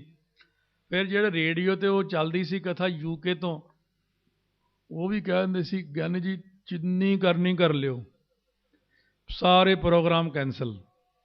ਕਹਿੰਦੇ ਅਸੀਂ ਤਾਂ ਘਰ ਘਰ ਸੁਨੇਹਾ ਹੀ ਪਹੁੰਚਾਉਣਾ ਬਾਣੀ ਦਾ। ਮਹਾਰਾਜ ਨੇ ਫਿਰ ਐਸੀ ਆਨੰਦਮਈ ਕਥਾ ਕੀਤੀ, ਅੱਖਾਂ ਬੰਦ ਕਰਕੇ ਬਹਿ ਜਾਣਾ। ਫਿਰ ਜੋ ਆਈ ਜਾਂਦਾ ਸੀਗਾ ਸੰਗਤ ਦੀ ਕਿਰਪਾ ਨਾਲ, ਗੁਰੂ ਗ੍ਰੰਥ ਸਾਹਿਬ ਦੀ ਕਿਰਪਾ ਨਾਲ, ਜੋ ਬੁੱਧੀ 'ਚ ਪ੍ਰਕਾਸ਼ ਦਿੰਦੇ ਸੀ ਮਹਾਰਾਜ, ਉਹ ਹੋਰ ਜ਼ਿਆਦਾ ਰਸਮਈ ਬਣਦਾ। ਕੀਰਤਨ ਕਰਨ ਬੈਠ ਜਾਓ, ਸੁਣਨ ਬੈਠ ਜਾਓ। ਤੁਸੀਂ ਕੀਰਤਨ ਘੰਟਾ ਕੁ ਸੁਣਦੇ ਹੋ ਨਾ, ਘੰਟੇ ਕੁ ਤੱਕ ਤਾਂ ਮਨ ਹੀ ਟਿਕਦਾ ਜਾ ਕੇ। ਕੀਰਤਨ ਤਾਂ ਫਿਰ ਤਾਈਓ ਤਾਂ ਸਾਰੀ ਰਾਤ ਸਿੰਘ ਕੀਰਤਨ ਕਰਦੇ ਨੇ। ਘੱਟੋ ਘੱਟ ਇੱਕ ਰਾਤ ਤਾਂ ਲਾਈ ਜਾਵੇ। ਮੈਂ ਤਾਂ ਐਤਕੀ ਕਿਹਾ ਸੀ, ਮੈਂ ਕਿਹਾ ਐਂ ਕਰੋ 7 ਰਾਤਾਂ ਲਾਈ ਆਪਾਂ। ਕਹਿੰਦੇ ਇਹ ਤਾਂ ਬੜੀਆਂ ਔਖੀਆਂ। ਉਹ ਮੈਂ ਕਿਹਾ 7 ਰਾਤਾਂ ਨਾਲ ਫਿਰ ਕਿਰਪਾ ਵੀ ਬਹੁਤ ਹੋਣੀ ਹੈ। ਰਾਮਪੁਰ ਖੇੜੇ ਬਾਬਾ ਹਰਨਾਮ ਸਿੰਘ ਜੀ ਕੋਲੇ ਅਸੀਂ ਜਾਂਦੇ ਸੀ। 7 ਦਿਨ ਦੇ ਵਿੱਚ ਸਿੰਘਾਂ ਦੀ ਕੋਈ ਨਾ ਕੋਈ ਅਵਸਥਾ ਬਣ ਜਾਂਦੀ ਸੀ। 7 ਦਿਨ ਬੜਾ ਆਨੰਦ ਬਣਦਾ ਸੀ ਉੱਥੇ। ਕਿਉਂ? ਜਦੋਂ ਆਪਾਂ ਹੁਣ ਸਾਰਾ ਦਿਨ ਤੁਸੀਂ ਰਹਿਣਾ ਹੀ ਜਿਹੜੇ ਕੰਮ 'ਚ ਰਹਿਣਾ ਕੋਈ। ਸੋ ਪ੍ਰੇਮੀ ਕਹਿਣ ਲੱਗਿਆ ਮਹਾਂਪੁਰਖਾਂ ਨੂੰ, ਬਾਬਾ ਕਰਤਾਰ ਸਿੰਘ ਜੀ ਖਾਲਸਾ ਨੂੰ ਮਨ ਨਹੀਂ ਟਿਕਦਾ। ਕਹਿੰਦੇ ਕਿੰਨਾ ਚਿਰ ਪਾਠ ਕਰਦੇ ਹੋ? ਕਹਿੰਦੇ ਅੱਧਾ ਘੰਟਾ। ਕਹਿੰਦੇ ਭਾਈ ਜਿਹੜੀ ਚੀਜ਼ 23.5 ਘੰਟੇ ਕਰਦੇ ਆ ਉਹੀ ਮਨ 'ਚ ਟਿਕੂਗੀ, ਅੱਧੇ ਘੰਟੇ ਨਾਲ ਹੁਣ ਕੀ ਬਣਨਾ? ਤੁਸੀਂ ਕਹਿੰਦੇ ਹੋ ਸਿਮਰਨ ਕਰਨਾ, ਸਾਡੇ ਮਨ 'ਚ ਨਹੀਂ ਵੱਸਦਾ। ਜੇ ਮੇਰੇ ਵਰਗਾ ਕਹਿੰਦਾ ਨਾ ਪਾਠ ਇੰਨੇ ਕਰ ਲਓ, ਲੈ ਇੰਨੇ ਪਾਠ ਦੀ ਕੀ ਲੋੜ। ਬਾਅਦ ਅਸੀਂ ਤਾਂ ਗੁਰੂ ਸਾਹਿਬ ਨੂੰ ਪੁੱਛਦੇ, ਮਹਾਰਾਜ ਤੁਸੀਂ ਦੱਸਿਓ। ਕਹਿੰਦੇ ਸਾਸ ਸਾਸ ਸਿਮਰੋ ਗੋਬਿੰਦ, ਉਚਰੋ ਰਾਮ ਨਾਮ ਲੱਖ ਬਾਰੀ। ਮੈਂ ਮਾਲਾ ਫੜੀ, ਕੈਲਕੂਲੇਸ਼ਨ ਕੀਤੀ, ਵਾਹਿਗੁਰੂ ਵਾਹਿਗੁਰੂ ਵਾਹਿਗੁਰੂ ਵਾਹਿਗੁਰੂ ਵਾਹਿਗੁਰੂ 1 ਮਿੰਟ 'ਚ ਹੋ ਗਈ। ਫਿਰ ਸਾਰਾ ਅੰਦਾਜ਼ਾ ਲਾਇਆ, 25 ਘੰਟੇ 'ਚ 1 ਲੱਖ ਵਾਰ ਵਾਹਿਗੁਰੂ ਕਹਿ ਹੁੰਦਾ ਮਾਲਾ ਨਾਲ। 25 ਘੰਟੇ ਲੱਗਦੇ ਨੇ। ਤੁਸੀਂ ਕਹੋ ਮੈਂ ਤਾਂ ਗੁਰੂ ਗ੍ਰੰਥ ਸਾਹਿਬ ਦਾ ਹੁਕਮ ਮੰਨਣਾ। ਮਹਾਰਾਜ ਇਹ ਤਾਂ ਬੜਾ ਔਖਾ ਜੀ, ਅਸੀਂ ਕੀ ਕਰਾਂਗੇ, ਕਿੱਦਾਂ ਕਰਾਂਗੇ? ਸਤਿਗੁਰੂ ਮਹਾਰਾਜ ਸੱਚੇ ਪਾਤਸ਼ਾਹ ਕਹਿੰਦੇ ਨੇ ਉਹ ਫਿਰ ਦੂਜੀ ਅਵਸਥਾ, 1 2 ਜੀ ਬਹੁ ਲੱਖ ਹੋਏ, ਲੱਖ ਹੋਵੇ ਲੱਖ 20, ਲੱਖ ਲੱਖ ਗੇੜਾ ਆਖੀਆ, ਏਕ ਨਾਮ ਜਗਦੀਸ਼ ਏ ਤੁਰਾਹੇ ਪਤ ਪਵੜੀਆ, ਚੜੀਆ ਹੋਏ ਕੀਸ ਸੁਣ ਗੱਲਾਂ ਆਕਾਸ਼ ਕੀ ਕੀਟਾ ਆਈ ਰੀਸ, ਨਾਨਕ ਨਦਰੀ ਪਾਈ। ਇੱਥੇ ਕਿਰਪਾ ਹੋਣੀ ਆ। ਕੂੜੀ ਕੂੜੈ ਠੀਸ, ਝੂਠੇ ਲੋਕ ਝੂਠੀਆਂ ਹੀ ਠੀਸ ਹੁੰਦੀਆਂ, ਗੱਪਾਂ ਮਾਰਦੇ ਨੇ। ਜੇ ਬਖਸ਼ਿਸ਼ ਹੋਣੀ ਤਾਂ ਨਦਰ ਨਾਲ ਹੋਣੀ ਹੈ। ਜੇ ਨਦਰ ਨਹੀਂ ਹੈ ਤਾਂ ਕੁਛ ਨਹੀਂ ਹੈ। ਵੱਡੀ ਚੀਜ਼ ਹੁੰਦੀ ਨਦਰ। ਤੁਸੀਂ ਗੁਰਬਾਣੀ ਦੇ ਸ਼ਬਦ ਰੋਜ਼ ਪੜ੍ਹੋ ਪੜ੍ਹੋ ਪੜ੍ਹੋ, ਸਾਰਾ ਕੁਝ ਲਿਖ ਕੇ ਐਂਡ ਤੇ ਕੀ ਲਿਖਿਆ ਹੁੰਦਾ? ਨਦਰ। ਵੀ ਜੇ ਕਿਰਪਾ ਜਾਂ ਨਦਰ ਹੋਊਗੀ ਤਾਂ ਹੋਣਾ ਸਭ ਕੁਝ। ਜੇ ਮਿਹਰ ਨਹੀਂ ਹੈ, ਜੇ ਨਦਰ ਨਹੀਂ ਹੈ, ਜੇ ਕਿਰਪਾ ਨਹੀਂ ਹੈ ਤਾਂ ਆਪਾਂ ਸਿਮਰਨ ਨਹੀਂ ਕਰ ਸਕਦੇ। ਆ ਸਭ ਤੁਹਾਡੀ, ਇਹ ਕਹੋ ਮਿਹਰ ਹੈ, ਇੱਥੇ ਮਿਹਰ ਕਰਕੇ ਬੈਠੇ। ਨਦਰ ਹੈ ਤੁਹਾਡੀ, ਤਾਈਓ ਆਪਣੀ ਆਪੇ ਸੰਗਤ ਸੱਦ ਬਹਾਲ ਹੈ, ਆਪੇ ਵਿਦਾ ਕਰਾਵੇ। ਤੁਸੀਂ ਮਹਾਰਾਜ ਗਰੀਬਾਂ ਤੇ ਤਰਸ ਕੀਤਾ ਸਾਡੇ ਤੇ। ਤੁਸੀਂ 3 ਲੋਕਾਂ ਦੇ ਮਾਲਕ ਹੋ। ਕਦੇ ਕਦੇ ਨਾ ਆਪਾਂ ਪਾਠ ਕਰਦੇ ਸੁੱਤੇ ਸੁੱਤੇ ਕਰੀ ਜਾਂਦੇ ਹੁੰਦੇ, ਕਦੇ ਕਦੇ ਕੋਈ ਪੰਗਤੀ ਐਂ ਜਾ ਕੇ ਦਿਮਾਗ ਦੇ ਅੰਦਰ ਵੱਜਦੀ, ਦਿਲ 'ਚ ਵੱਜਦੀ। ਕਿੱਡਾ ਵੱਡਾ ਬਚਨ ਕਿਹਾ ਮਹਾਰਾਜ ਨੇ, ਪਾਤਾਲਾਂ ਪਾਤਾਲ ਲੱਖ, ਆਗਾਸਾਂ ਆਗਾਸ। ਚਲੋ ਇਹ ਤਾਂ ਸੁਣਿਆ ਸੀ। ਥੋੜ੍ਹੇ ਦਿਨ ਪਹਿਲਾਂ ਜਦੋਂ ਕਿਤੇ ਲੰਬੇ ਰੂਟ 'ਤੇ ਹੁਣ ਸੁਖਮਨੀ ਸਾਹਿਬ, ਫਿਰ ਆਈਪੌਡ ਲਾ ਕੇ ਸੁਣੀ ਜਾਂਦਾ, ਹੌਲੀ ਹੌਲੀ ਸਲੋ ਸਹਿਜ ਭਰਿਆ। ਕਹਿੰਦੇ ਕਈ ਕੋਟ ਆਕਾਸ਼ ਬ੍ਰਹਿਮੰਡ, ਮੈਂ ਕਿਹਾ ਲਓ, ਪਾਤਾਲਾਂ ਪਾਤਾਲ ਲੱਖ, ਆਗਾਸਾਂ ਆਗਾਸ ਤਾਂ ਠੀਕ ਆ, ਕਈ ਕੋਟ। ਉਹ ਕਈ ਕੋਟ ਵਾਲੀ ਅਸ਼ਟਪਦੀ ਪੜੋ ਤਾਂ ਬਈ ਇਹ ਤਾਂ ਕਈ ਕੋਟ, ਕਈ ਕਰੋੜਾਂ ਹੀ ਆਕਾਸ਼ ਹੈ। ਪਹਿਲਾਂ ਤਾਂ ਆਹ ਤਾਰੇ ਹੀ ਨਹੀਂ ਗਿਣ ਹੁੰਦੇ, ਇੰਨੇ ਤਾਰੇ ਆਕਾਸ਼ ਤੇ। ਜੇ ਦਿਲ ਨੂੰ ਗੱਲ ਲਾਓ ਤਾਂ ਮੈਨੂੰ ਤਾਂ ਚੱਕਰ ਆਉਣ ਲੱਗ ਗਏ। ਮੈਂ ਕਿਹਾ ਮਹਾਰਾਜ ਐਂ ਠੀਕ ਆ, ਅਸੀਂ ਮੈਂ ਨਹੀਂ ਸੋਚ ਦੇਖਦਾ ਤਾਹਾਂ ਨੂੰ। ਹੁਣ ਕਈ ਕੋਟ ਆਕਾਸ਼। ਆਹ ਸਾਇੰਸ ਮਾੜੀ ਜੀ ਕਿਤੇ ਕੋਈ ਲੱਭ ਲੈ ਨਾ ਚੀਜ਼, ਬੜਾ ਰੌਲਾ ਪਾਉਂਦੇ ਅਖਬਾਰਾਂ 'ਚ, ਅਸੀਂ ਲੱਭ ਲਿਆ ਹੈ, ਲੱਭ ਲਿਆ ਹੈ। ਵਾਹਿਗੁਰੂ ਤਾਂ ਬੇਅੰਤ ਹੈ, ਬੇਅੰਤ ਹੈ, ਬੇਅੰਤ ਹੈ। ਅੰਤ ਨਾ ਸਿਫਤੀ ਕਹਿਣ ਨਾ ਅੰਤ, ਅੰਤ ਨਾ ਕਰਨਾ ਦੇਣ ਨਾ ਅੰਤ, ਅੰਤ ਨਾ ਵੇਖਣ ਸੁਣਨ ਨਾ ਅੰਤ, ਅੰਤ ਨਾ ਜਾਪੈ ਕਿਆ ਮਨ ਮੰਤ, ਅੰਤ ਨਾ ਜਾਪੈ ਕੀਤਾ ਆਕਾਰ, ਅੰਤ ਨਾ ਜਾਪੈ ਪਾਰਾਵਾਰ, ਅੰਤ ਕਾਰਨ ਕੇਤੇ ਬਿਲ ਲਾਹੇ। ਕਹਿੰਦੇ ਅੰਤ ਲੈਣ ਨੂੰ ਕਈ ਲੋਕ ਬਿਲ ਲਾਹੇ ਕੀ ਬਿਲਕੜੀਆਂ ਲੈਂਦੇ ਨੇ, ਤਾਂ ਕਿ ਅੰਤ ਨਾ ਪਾਏ ਜਾਏ। ਇਹੋ ਅੰਤ ਨਾ ਜਾਣੈ ਕੋਈ, ਬਹੁਤਾ ਕਹੀਏ ਬਹੁਤਾ ਹੋਏ ਵੱਡਾ ਸਾਹਿਬ, ਉੱਚਾ ਥਾਂ ਉੱਚੇ ਉੱਪਰ ਉੱਚਾ ਨਾਉ। ਲਓ ਇੱਥੇ ਤਾਂ ਦਿਖਾਤਾ, ਕਹਿੰਦੇ ਉੱਚੇ ਉੱਪਰ ਉੱਚਾ ਨਾਉ, ਏਵੜ ਉੱਚਾ ਹੋਵੇ ਕੋਈ, ਤਿਸ ਉੱਚੇ ਕੋ ਜਾਣੈ।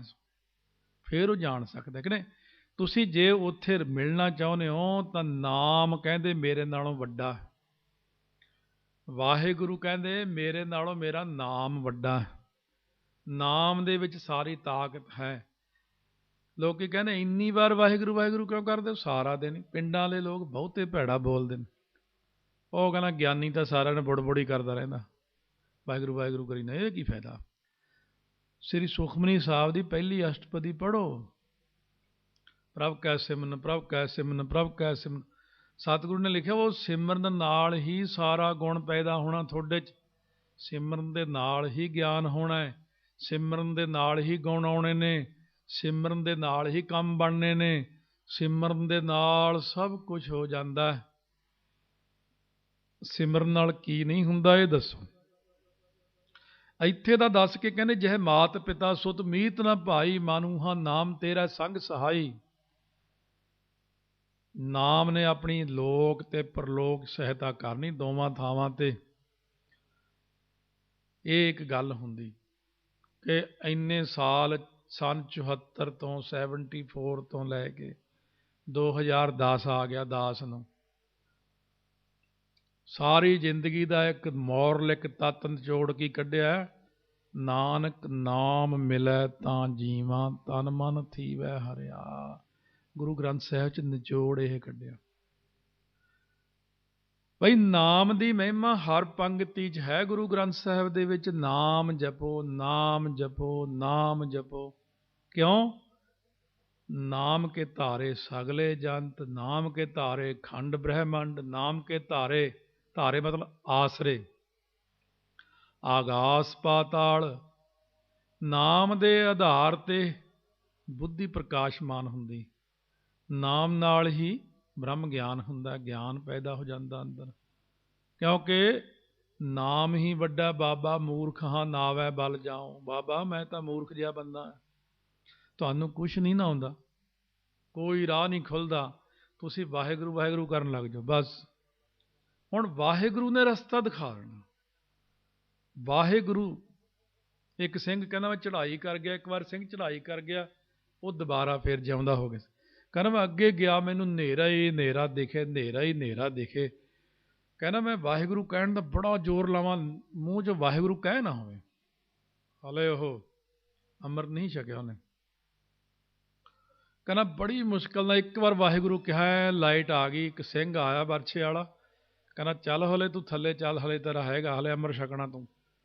ਉਹਨੇ ਆਉਂਦੇ ਹੀ ਅੰਮ੍ਰਿਤ ਛਕ ਲਿਆ। ਭਿੱਖੀ ਵਿੰਡ ਦੀ ਗੱਲ ਹੈ ਇਹ। ਉਹ ਕੱਪੜੇ ਸੁੱਕਣੇ ਪਾਉਣ ਲੱਗਿਆ, ਤਾਰ ਤੋਂ ਕਿਤੇ ਗਾਂਹ ਕਰੰਟ ਵਾਲੀ ਤਾਰ ਨਾਲ ਲੱਗੀ ਹੋਈ ਸੀ, ਉਹ ਝਟਕਾ ਵੱਜਿਆ ਤੇ ਉਹ ਚੜ੍ਹਾਈ ਕਰ ਗਿਆ ਸੀ। ਉਹਨੂੰ ਫਿਰ ਕਿਹਾ,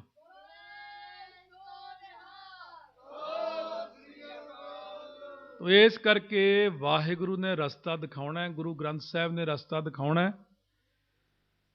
ਆਹ ਕਥਾ ਵਿੱਚ ਦੱਸਿਆ ਹੋਇਆ ਨਾ, ਜਦ ਕੋਈ ਸੁਭਾਵਿਕ ਕਈ ਪ੍ਰੈਕਟੀਕਲੀ ਚੀਜ਼ਾਂ ਆਉਂਦੀਆਂ, ਮਹਾਤਮਾ ਤੋਂ, ਅਭਿਆਸੀਆਂ ਤੋਂ ਮੈਨੂੰ ਕਈ ਚੀਜ਼ਾਂ ਲੱਭ ਜਾਂਦੀਆਂ, ਮੈਂ ਇਕੱਲਾ ਨਹੀਂ ਖਾਂਦਾ, ਵੰਡ ਛਕੋ ਕਰਦਾ। ਇਹ ਨੁਕਸ ਵੀ ਹੈ ਮੇਰੇ 'ਚ, ਪਰ ਤੁਹਾਡਾ ਫਾਇਦਾ। ਮਹਾਰਾਜ ਤਾਂ ਇਹ ਕਹਿੰਦੇ ਜੀ ਪਤਾ ਲੱਗ ਜਾਊ, ਅੰਦਰ ਵੀ ਤਾਂ ਰੱਖਿਆ ਕਰੋ ਮਾੜਾ ਮੋਟਾ, ਗੱਲ ਦੱਬ ਵੀ ਲਈ ਦੀ ਹੁੰਦੀ ਆ। ਉਹ ਮਹਾਰਾਜ ਪੰਥ ਤਾਂ ਥੱਲੇ ਨੂੰ ਜਾਂਦਾ, ਹੁਣ ਕਰੀਏ ਕੀ, ਇਹਨਾਂ ਨੂੰ ਤਾਂ ਦੇਣਾ ਹੀ ਪੈਂਦਾ, ਨਹੀਂ ਤਾਂ ਇਹ ਨਿਆਣੇ ਡੁੱਬ ਜਾਣਗੇ। ਮਹਾਰਾਜ ਸੱਚੇ ਪਾਤਸ਼ਾਹ ਕਹਿੰਦੇ ਜੇ ਕੋਈ ਚੀਜ਼ ਮਿਲ ਜੇ ਉਹਨੂੰ ਅੰਦਰ ਛੁਪਾ ਲਓ, ਤੇ ਛੁਪਾ ਕੇ ਆਪਣੇ ਅੰਦਰ ਰੱਖੋ, ਦੱਸੋ ਨਾ ਕਿਸੇ ਨੂੰ। ਪਰ ਹੁਣ ਅਭਿਆਸੀ ਕਈ ਚੀਜ਼ਾਂ ਦੱਸ ਦਿੰਦੇ ਨੇ, ਕਹਿੰਦੇ ਵੀ ਨਾਮ ਜਪਣ ਦੇ ਨਾਲ ਸਾਰੇ ਤਰ੍ਹਾਂ ਦੀ ਕਿਰਪਾ ਹੋ ਜਾਂਦੀ ਹੈ, ਨਾਮ ਜਪਦਿਆਂ ਜਪਦਿਆਂ ਸਾਰੇ ਰਸਤੇ ਮਿਲ ਜਾਂਦੇ ਨੇ। ਇੱਕ ਵਾਰ ਕਿਸੇ ਸਿੰਘ ਨੂੰ ਮਹਾਰਾਜ ਕਹਿਣ ਲੱਗੇ, ਕਹਿੰਦਾ ਮਹਾਰਾਜ ਇੱਕ ਵਾਰ ਕਾਫੀ ਔਂਕੜ ਆ ਗਈ। ਮਹਾਰਾਜ ਕਹਿੰਦੇ ਕੋਈ ਗੱਲ ਨਹੀਂ, ਜੇ ਔਂਕੜ ਆ ਜਾਂਦੀ ਹੁੰਦੀ ਸਾਨੂੰ ਯਾਦ ਕਰ ਲਿਆ ਕਰੋ, ਮਾੜਾ ਕਨੈਕਸ਼ਨ ਤਾਂ ਕਰਿਆ ਕਰੋ। ਕਹਿੰਦਾ ਸੱਤ ਬਚਨ। ਉਹ ਗੱਲ ਕਿਤੇ ਮੈਨੂੰ ਉਹਨੇ ਦੱਸੀ, ਦਾਸ ਨੇ ਉਹ ਕਥਾ 'ਚ ਰਿਕਾਰਡ ਕਰਤੀ। ਮਹਾਰਾਜ ਕਹਿੰਦੇ ਵੀ ਮੈਨੂੰ ਯਾਦ ਕਰ ਲਿਆ। ਦੋ ਸਿੰਘ ਸਿੰਘਣੀ ਮਿਲਣ ਆਏ ਇੱਥੋਂ ਨਿਊਯਾਰਕ ਤੋਂ, ਜਦੋਂ ਐਲਸ ਬ੍ਰਾਂਟੇ ਕਥਾ ਭਰ ਰਹੇ ਸੀ USA 'ਚ, ਮਿਲ ਕੇ ਉਹ ਬੜੇ ਖੁਸ਼ ਹੋਏ ਵੀ ਅਸੀਂ ਤਾਂ ਮਿਲਣ ਆਏ, ਅਸੀਂ ਅੰਮ੍ਰਿਤ ਛਕਿਆ ਕਥਾ ਸੁਣ ਕੇ। ਉਹ ਜਦੋਂ ਗਏ ਤਾਂ ਨਿਊਯਾਰਕ ਤੋਂ ਮੈਨੂੰ ਫੋਨ ਕਰਦੇ ਨੇ, ਕਹਿੰਦੇ ਉਹ ਏਅਰਪੋਰਟ ਦੋ ਨੇ ਉੱਥੇ, ਉਹ ਕਹਿੰਦੇ ਇਹ ਦੂਜੇ ਤੇ ਉਹ ਦੂਸਰੇ ਤੇ ਲੈ ਗਏ ਸਾਨੂੰ, ਸਨ ਫਰਾਂਸਿਸਕੋ ਵਾਲੇ ਤੇ ਲੈ ਗਏ। ਜਾਣਾ ਸੀਗਾ ਉਹ ਜਿਹੜਾ ਦੂਸਰਾ ਹੈਗਾ ਏਅਰਪੋਰਟ। ਕਹਿੰਦਾ ਉਸ ਵਕਤ ਅਸੀਂ ਜਾ ਕੇ ਉਹਨਾਂ ਨੂੰ ਦਿਖਾਓ, ਕਹਿੰਦੇ ਉਹ ਦੂਸਰੇ ਏਅਰਪੋਰਟ ਜਾਓ। ਕਹਿੰਦਾ ਟੈਕਸੀ ਵਾਲਾ ਕਹਿੰਦਾ ਹੁਣ ਤੁਸੀਂ ਗਏ ਵੀ ਤਾਂ ਉਹ ਵੀ ਜਹਾਜ਼ ਨਿਕਲ ਜਾਣਾ, ਇੱਥੇ ਵੀ ਚੱਲਣਾ, ਇਹਨੂੰ ਵੀ ਪੁੱਛ ਲਓ। ਉਹ ਗੋਰੇ ਨੂੰ ਪੁੱਛਿਆ ਇਹ ਜੇ ਕੰਪਨੀ ਤੁਹਾਡੀ ਹੋਈ ਹੈ ਵੀ ਤੁਸੀਂ ਸਾਨੂੰ ਬਿਠਾ ਲਓ। ਉਹ ਕਹਿੰਦਾ ਨਹੀਂ ਨਹੀਂ ਇਹ ਕਾਨੂੰਨ ਨਹੀਂ ਟੁੱਟ ਸਕਦਾ, ਐ ਨਹੀਂ। ਉਹ ਤੁਹਾਨੂੰ ਜਵਾਬ ਦੇਤਾ ਉਹਨੇ। ਹੁਣ ਉੱਧਰ ਜਾਂਦੇ ਤਾਂ ਉਹ ਵੀ ਜਹਾਜ਼ ਨਿਕਲ ਜਾਂਦਾ। ਉਹ ਕਹਿੰਦੇ ਸਾਨੂੰ ਉਹ ਕਥਾ ਵਾਲੀ ਗੱਲ ਚੇਤੇ ਆ ਗਈ ਵੀ ਹੁਣ ਮੁਸੀਬਤ ਨੂੰ ਫਸੇ ਆ। ਰਾਮ ਨਾਮ ਉਰ ਮੈਂ ਗਹਿਓ, ਜਾ ਕੈ ਸਮ ਨਹੀਂ ਕੋਏ, ਜੇ ਸਿਮਰਤ ਸੰਕਟ ਮਿਟੈ, ਦਰਸ ਤੁਹਾਰੋ ਹੋਏ। ਉਹ ਦੋਨੋਂ ਵਿਚਾਰੇ ਸਿੰਘ ਸਿੰਘਣੀ ਇੰਨੀ ਸ਼ਰਧਾ ਵਾਲੇ, ਅੱਖਾਂ ਬੰਦ ਕੀਤੀਆਂ, ਧੰਨ ਗੁਰੂ ਗੋਬਿੰਦ ਸਿੰਘ ਮਹਾਰਾਜ, ਧੰਨ ਗੁਰੂ ਗੋਬਿੰਦ ਸਿੰਘ ਮਹਾਰਾਜ, ਧੰਨ ਗੁਰੂ ਗੋਬਿੰਦ ਸਿੰਘ। ਕਹਿੰਦਾ 2 ਮਿੰਟ ਬਾਅਦ ਉਹ ਗੋਰਾ ਪਤਾ ਕਹਿੰਦਾ ਮਿਸਟਰ ਸਿੰਘ ਆ ਜਾਓ, ਫਿਰ ਬਹਿ ਜਾਓ ਤੁਸੀਂ, ਮੈਂ ਐਡਜਸਟ ਕਰ ਦਿੰਦਾ। ਆਖੋ ਗੱਜ ਕੇ ਸਤਨਾਮ ਸ਼੍ਰੀ। ਬਾਜਾਂ ਵਾਲਾ ਸਦਾ ਹਾਜ਼ਰ ਹੈ।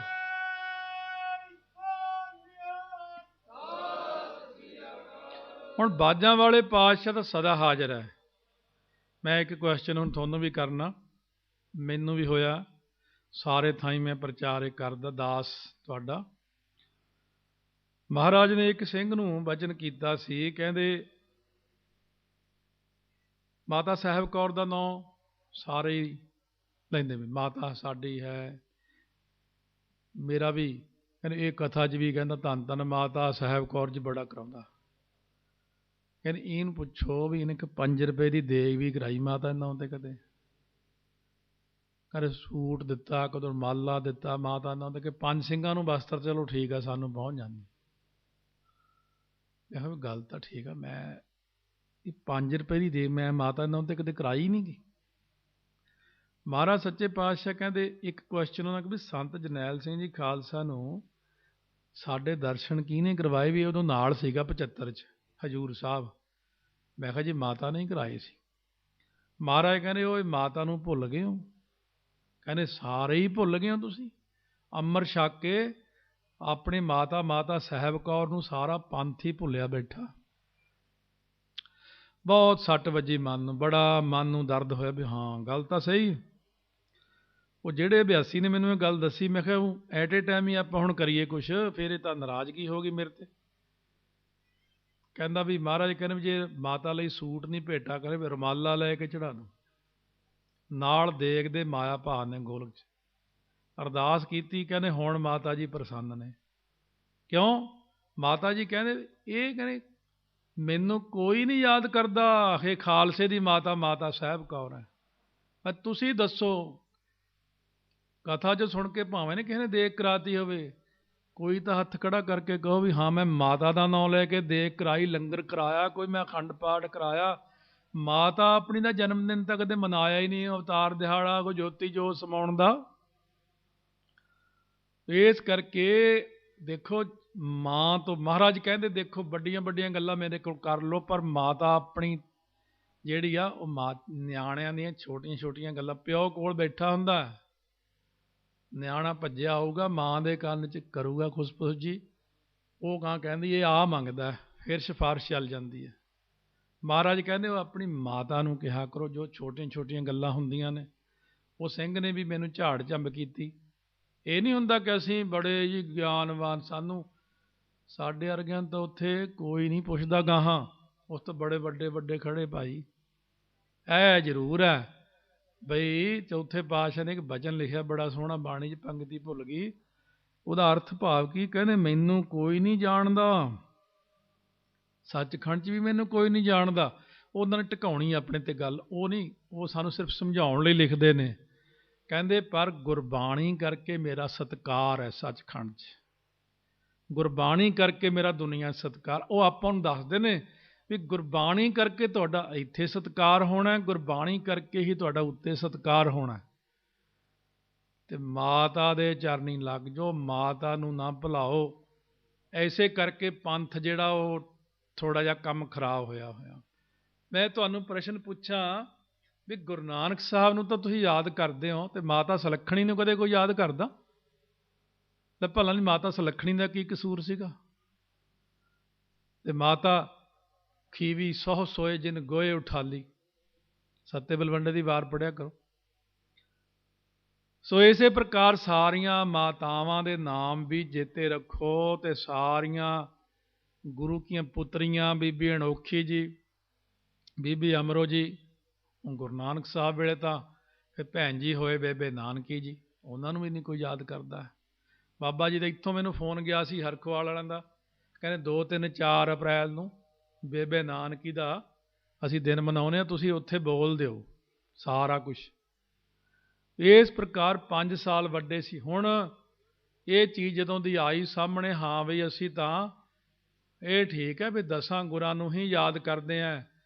ਉਹ ਜਿਨ੍ਹਾਂ ਨੇ ਮੰਗਿਆ ਸੀ ਪ੍ਰਮਾਤਮਾ ਤੋਂ ਕਿ ਸਾਡੇ ਘਰ ਆਇਓ, ਬਾਬਾ ਕਲਿਆਣ ਚੰਦ ਜੀ ਨੇ, ਉਹ ਜਿਹਨੇ ਗੁਰੂ ਨਾਨਕ ਸਾਹਿਬ ਮਹਾਰਾਜ ਸੱਚੇ ਪਾਤਸ਼ਾਹ ਨੂੰ ਪਾਲਿਆ, ਬੇਬੇ ਨਾਨਕੀ ਮਾਤਾ ਤ੍ਰਿਪਤਾ ਜੀ ਨੇ।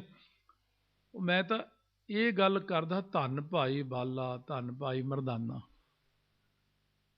ਇੱਥੇ ਕੋਈ ਮੈਨੂੰ ਹੁਣ ਭਾਈ ਸਾਹਿਬ ਕਹਿ ਰਹੇ ਸੀ ਇਹਨਾਂ ਨੇ ਸੰਤਾਂ ਦੀ ਸੇਵਾ ਕੀਤੀ ਨਾਲ ਰਹਿ ਕੇ। ਬਾਬਾ ਹਰੀ ਸਿੰਘ ਜੀ ਕੋ ਬਾਬਾ ਕਲੇਰਾਂ ਵਾਲਿਆਂ ਦੀ ਸੇਵਾ ਕੀਤੀ ਆ, ਉਹ 95-96 ਸਾਲ ਦੇ, ਉਹਨਾਂ ਨੇ CD ਵੀ ਭਰੀ, DVD ਬਣਾਈ ਹੈ। ਬੜਾ, ਜੇ ਕੋਈ ਮਹਾਰਾਜਾ ਰਣਜੀਤ ਸਿੰਘ ਜੀ ਨੇ ਕਿਹਾ ਜਾਓ ਲੱਭ ਕੇ ਲਿਆਓ ਕੋਈ 10ਵੇਂ ਪਾਤਸ਼ਾਹ ਵੇਲੇ ਦਾ ਸਿੰਘ। ਫਿਰ ਇੱਕ ਨਿਹੰਗ ਸਿੰਘ ਮਿਲਿਆ ਸੀ, ਬਜ਼ੁਰਗ ਸੀ ਬਹੁਤ, ਪਾਲਕੀ 'ਚ ਲਿਆਂਦੇ ਸੀ, ਸੋਨੇ ਦੇ ਸਿੱਕਿਆਂ ਦੀ ਵਰਖਾ ਕੀਤੀ ਸੀ ਉਹਨਾਂ ਦੇ ਉੱਤੋਂ, ਚਰਨੀ ਹੱਥ ਲਾਇਆ। ਮਹਾਰਾਜਾ ਰਣਜੀਤ ਸਿੰਘ ਨੇ ਆਪ ਥੱਲੇ ਬਹਿ ਕੇ ਉਹਨਾਂ ਨੂੰ ਗੱਦੀ ਤੇ ਬਿਠਾ ਲਿਆ, ਬਾਬਾ ਜੀ ਧੰਨੋ ਤੁਸੀਂ 10ਵੇਂ ਪਾਤਸ਼ਾਹ ਦਰਸ਼ਨ ਕੀਤੇ। ਉਹ ਜਿਹੜੇ ਸਾਰੀ ਜ਼ਿੰਦਗੀ ਗੁਰੂ ਨਾਨਕ ਸਾਹਿਬ ਨੂੰ ਆਸਾ ਦੀ ਵਾਰ ਸੁਣਾਉਂਦੇ ਰਹੇ, ਸੋਦਰ ਲਾਉਂਦੇ ਰਹੇ, ਉਹ ਭਾਈ ਮਰਦਾਨੇ ਨੂੰ ਨਹੀਂ ਤੁਸੀਂ ਯਾਦ ਕਰਦੇ। ਇਸ ਤਰ੍ਹਾਂ ਦੇਖੋ, ਇਕੱਲੇ ਇਹ ਨਹੀਂ ਕਿ 10 ਗੁਰਾਂ ਨੂੰ ਹੀ ਯਾਦ ਕਰ ਲਿਆ, ਨਹੀਂ, ਬਾਬਾ ਬੁੱਢਾ ਜੀ ਹੈ, ਭਾਈ ਬਿਧੀ ਚੰਦ ਹੈ, ਭਾਈ ਬਚਿੱਤਰ ਸਿੰਘ ਜੀ ਹੈ, ਘੱਟੋ ਘੱਟ ਉਹਨਾਂ ਨੂੰ ਯਾਦ ਕਰੋ ਵੀ ਇਹਨਾਂ ਨੇ ਇੰਨੀ ਸੇਵਾ ਕੀਤੀ ਸੱਚੇ ਪਾਤਸ਼ਾਹ। ਇਸ ਕਰਕੇ ਉਹ ਸੇਵਾ ਵੱਡਿਆਂ ਦੀ, ਮਹਾਰਾਜ ਨੇ ਕਿਹਾ ਸੀ ਬਾਬਾ ਬੁੱਢਾ ਜੀ ਜਿਹੜਾ ਤੁਹਾਡਾ ਨਾਂ ਵੀ ਲਊਗਾ ਉਹਨੂੰ ਵੀ ਸਿੱਖੀ ਮਿਲ ਜਾ ਕਰੂਗੀ। ਤਾਈਓ ਆਪਣੇ ਜੇ ਚੀਜ਼ਾਂ ਘਟ ਰਹੀਆਂ, ਸਿੱਖੀ ਕਿਉਂ ਘਟਦੀ? ਕਿਉਂ ਆਪਾਂ ਮਹਾਰਾਜ ਨੇ ਇੱਕ ਬੜਾ ਸੌਖਾ ਹੀ ਰਸਤਾ ਦਿੱਤਾ, ਜਿਹੜਾ ਆਖੂਗਾ ਕਹੋ ਧੰਨ ਬਾਬਾ ਬੁੱਢਾ ਜੀ, ਧੰਨ ਬਾਬਾ ਬੁੱਢਾ ਜੀ। ਲਓ ਵੀ ਸਿੱਖੀ ਤਾਂ ਮਿਲ ਗਈ ਆਪਾਂ ਨੂੰ ਬਾਬਾ ਬੁੱਢਾ ਜੀ ਦਾ ਨਾਂ ਲੈਣ ਨਾਲ ਹੀ। ਜਿਹੜੇ ਸਿੱਖਾਂ ਨੇ ਸਿੱਖੀ ਕਮਾਈ ਹੈ, ਉਹਨਾਂ ਸਿੱਖਾਂ ਦਾ ਸਿਰਫ ਨਾਂ ਲੈਣ ਨਾਲ ਹੀ ਸਿੱਖੀ ਮਿਲ ਜੇ। ਮੈਂ ਤਾਂ ਬੇਬੇ ਨਾਨਕੀ ਨੂੰ ਰੋਜ਼ ਮੱਥਾ ਟੇਕਦੇ, ਬੇਬੇ ਸਾਡੇ ਤੇ ਵੀ ਕਿਰਪਾ ਕਰ ਦੇ, ਤੂੰ ਜਿੰਨੀ ਵੱਡੀ ਸਿੱਖ ਸੀ, ਪਹਿਲਾ ਸਿੱਖ ਜਿਹਨੇ ਗੁਰੂ ਨਾਨਕ ਨੂੰ ਪਛਾਣਿਆ, ਬੇਬੇ ਸਾਨੂੰ ਵੀ ਸਿੱਖੀ ਦੇ ਦੇ, ਤੇਰੇ ਦਰ ਤੋਂ ਤੂੰ ਵੀ ਕਿਣਕਾ ਦੇ ਦੇ ਸਾਨੂੰ। ਜਿੱਦਾਂ ਸਿੱਖਾਂ ਕਹਿੰਦੇ ਨੇ ਅੱਗ 'ਚ ਹੱਥ ਪਾ ਕੇ ਕੱਢ ਲਓ, ਇੱਕਦਮ ਪੈਰ ਪਾ ਕੇ ਕੱਢ ਲਓ, ਸਾੜਦੀ ਨਹੀਂ, ਪਰ ਅੱਗ ਨਾਲ ਤਪਿਆ ਹੋਇਆ ਲੋਹਾ ਜਿਹੜਾ, ਉਹਨੂੰ ਮਾੜਾ ਜਿਹਾ ਕਿਤੇ ਹੱਥ ਟੱਚ ਕਰ ਦਿਓ, ਉੱਥੋਂ ਹੀ ਮਾਸ ਸਾੜ ਦਿੰਦਾ।